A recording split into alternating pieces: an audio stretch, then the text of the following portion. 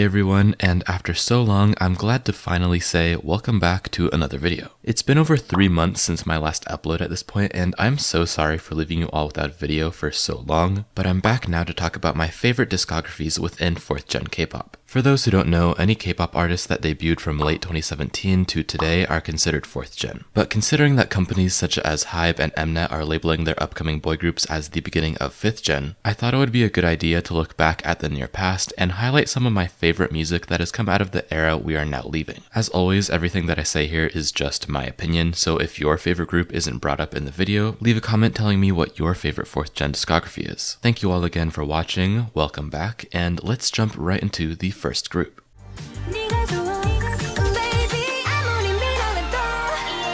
To start out, we're going to be talking about StayC. Now, my opinion on StayC's discography has changed a lot throughout the past year, because honestly, I wasn't their biggest fan at first. When they debuted with their retro single album, Star to a Young Culture, and then immediately followed it up with the completely different sounding bubblegum pop EP Statum, I thought StayC were going to be a group that lacked a core sound, and would be a jack of all trades, master of none case. These first two releases are what I would consider their weakest throughout their entire career, because even though I really do enjoy the lead singles from these two releases, So Bad and ASAP, the B-sides were much worse in comparison, with none of them really standing out besides maybe Like This off the ASAP album. However, as StayC continued to release more music, they began to solidify their signature sound, and put out a noticeably larger amount of strong B-sides. Later singles such as Stereotype,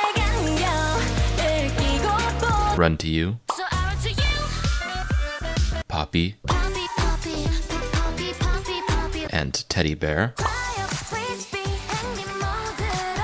all fell under the same umbrella as the bright and earwormy ASAP, while never faltering in quality, and built up StayC's reputation of putting out smile-inducing tracks. So now fans have a greater understanding of what to expect from their future songs, and we've subsequently seen a steady increase in their fandom size, which can be seen in their album sales. Additionally, I feel like StayC's albums got significantly better after ASAP era. The EPs Stereotype, YoungLove.com, and We Need Love are honestly all no-skip releases to me, and I think some of their songs such as Butterfly, Love, and Complex are confident 10 out of 10s. What distinguishes StayC from the rest of the crowd for me is their ability to release a song that is instantly memorable after just one listen, which is hard to do with so much competition in the industry. Their main hooks are always so undeniably catchy, and they make you want to listen to their stuff over and over again, which is probably why so many of their songs are pretty viral over on TikTok. And of course, if you prefer songs that are a bit more on the mature side and or want artists to try something completely different each time they put out new music, then StayC might not be the group for you. But if you love songs that are easy on the ears and pop groups that release a variety of up and down tempo tracks, then you need to check out StayC. Let's pump it up. Before I continue this section, let me remind you that we are currently boycotting Loona's company Blockberry Entertainment for their mistreatment of the group. Please do not stream any of their songs, music videos, or variety content so that Loona's company doesn't steal any more money from the members' salaries. With that being said, they still have an amazing discography and we can still talk about it, so let's do that. Loona were one of the first 4th gen groups around, debuting all the way back in August of 2018, and right off the bat their discography was super strong. They had a lengthy pre-debut project that included solo releases for all 12 of the members, and also released subunit albums, where they were split into smaller groups for a short period of time. And with all of these different releases, Loona were able to create one of the most expansive discographies ever, with a catalog that varies from R&B to jazz to ballads to pop, and that's really just the tip of the iceberg when it comes to Loona. For example, yes, they've done pop, but they've also explored the different subgenres of pop: bubblegum pop, city pop, synth pop, dance pop. It's all there, and they don't do one better than the rest because they do them all excellently. And the same can be said for most of the different genres they've tried. However, I think I'll say that my favorite songs of Loona's are their R&B tracks. Curiosity, Heat, Eclipse. All of them are complete peaks of music within 4th gen, and I wish Blockberry was a better company so I could go back to streaming their stuff on Spotify. Still, everyone watching, make sure to stay strong and resist that temptation. A lot of you are probably wondering what I think of Loona's discography post So What era, because their last 3 albums came under a lot of criticism for being lower quality, and honestly, I will say that in comparison to their previous works, that I agree with the sentiment. I think the And album that accompanied their single Paint the Town and their summer album that came with Flip That are huge weak spots with only a couple of tracks that I would even go back to, but these albums are only seen as weak in comparison to the rest of Loona's discography, and they're just as strong as a majority of releases from other K-pop groups. These albums only seem bad because Loona set such a high bar for themselves prior to these releases, so I think the overall prowess of the group's music makes them deserve a spot in this list anyways. And now let's move on to the next section.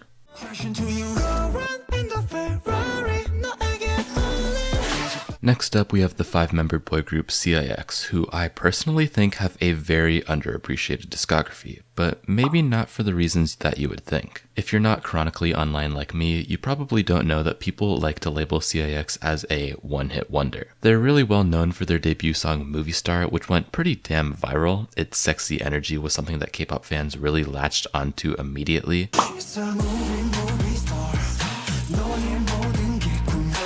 And when they had a performance in the rain, they had millions of people's eyes on them, both in Korea and overseas. Because of the abundance of high-energy, quote-unquote, noisy 4th-gen boy groups in the game at that point, CIX stood out as a group who did something different and did it well. But unfortunately, the momentum they gained during their debut era did not carry over to the rest of their careers. Only one of their B-sides, What You Wanted, got any real attention, and their next couple of singles really soured people's opinions of their discography as a whole. Their first comeback, Numb, definitely fell under the wide umbrella of noise music with its EDM drop chorus and heavy raps.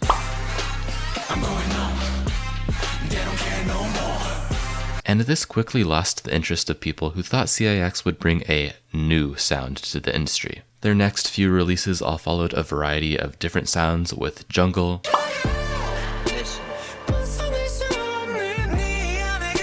cinema,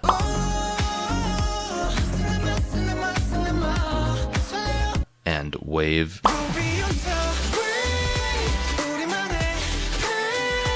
being undeniably distinct from each other. However, none of them were able to garner the same amount of attention as Movie Star, and the group slowly fell further and further out of K-pop stans' good graces, a pattern that I sadly see continuing for the foreseeable future. But I personally disagree with everyone who says that CIX peaked with their debut, and I actually think their debut year was the group's weakest musically. Don't get me wrong, I don't dislike either of their first 2 EPs, I actually really enjoy them, and Imagine has to be one of my favorite B-sides in K-pop like ever.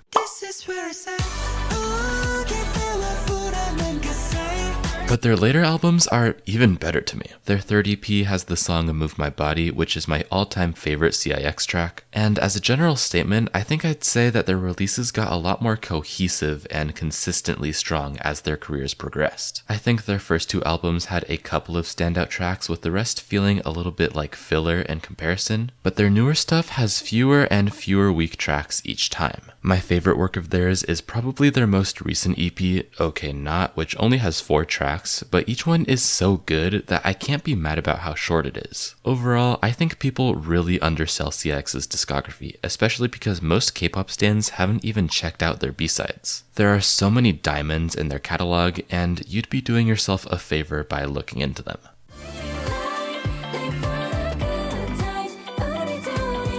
Next up, we're going to be talking about the viral sensations known as 50/50, who only have 5 songs as of right now, but I still fully believe that they deserve a spot in my list. If you're on any social media platforms or have been to an H&M recently, you've definitely heard their song Cupid.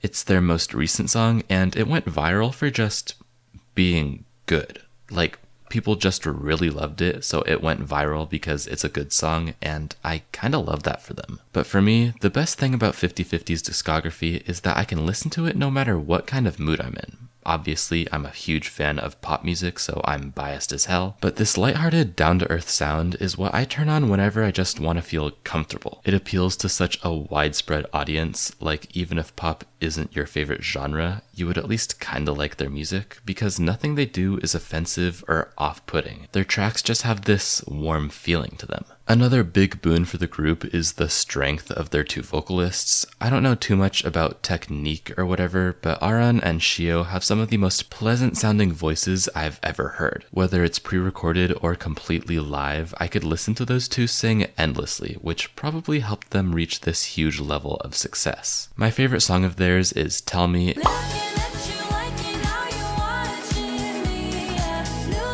and I've been saying that this is their best song ever since they debuted, and I'm glad that people on TikTok and Twitter are finally starting to agree with me. There's not too much else to say because their discography is only 5 songs long, but seriously, if you haven't already, go check them out.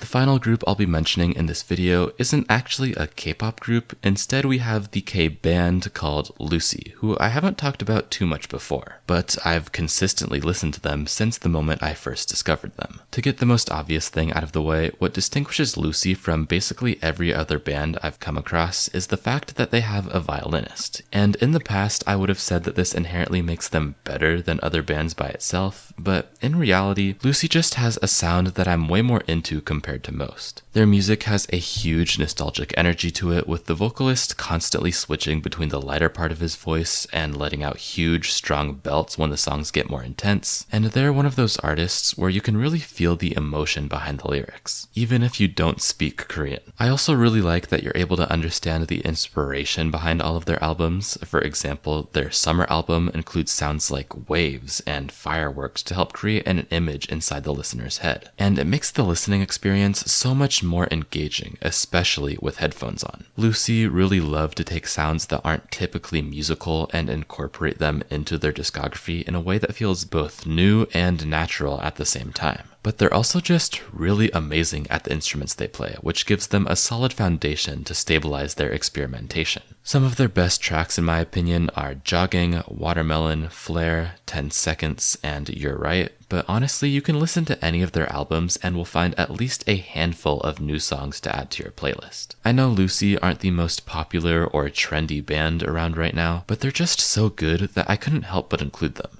And that concludes this video. Thank you all so much for watching, and thank you all so much for waiting for me. To be vulnerable, there's just been so much stuff going on in my life for the past few months, with more drama than I usually like to be involved with, that YouTube unfortunately had to go on the back burner for a bit. I can't promise that I'll be back to a regular uploading schedule right away, but I'm gonna do my best to try and get back to you all as soon as possible. Before we go, I want to thank all of my channel members, as always, who have been so graciously patient and have been paying for my membership perks even while I was gone. So I'd like to thank Zeus112, ZVH, Mizu Monorovie, Cassie, Gav, Chili's Cafe, Alpha Fox, Namjoon's Last AirPods, Male T, Sunmi Shine, Stream in Life to 1 billion, Adifa N, JYP Jisungi, Che, Frosty Plays, Woo Twice T's, A Henry, Jed, 97th Heaven, Sonorinth, Edgy Does Things, and Serena. Thank you all so much. I appreciate you more than you would believe, honestly.